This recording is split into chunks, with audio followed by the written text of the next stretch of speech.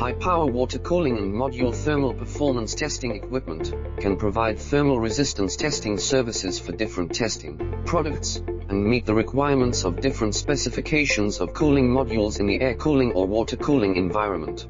The air cooling environment is created by the draft fan and thermal anemometer. The real-time closed-loop control of the draft fan speed keeps the wind speed constant within the required range.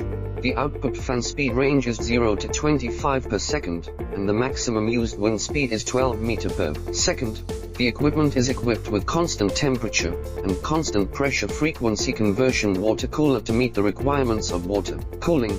Water cooling temperature can be adjusted between -20 to 80 Celsius degree. The temperature control accuracy is plus or minus 1.5 Celsius degree, using proportion of quantitative glycol solution to prevent liquid icing. Flow control accuracy is between plus or minus 0.1 liter per minute.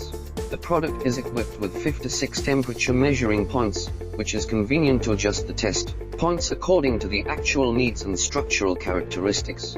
After setting the corresponding specifications and parameters, the system will automatically detect the performance of the radiator, which is simple and efficient.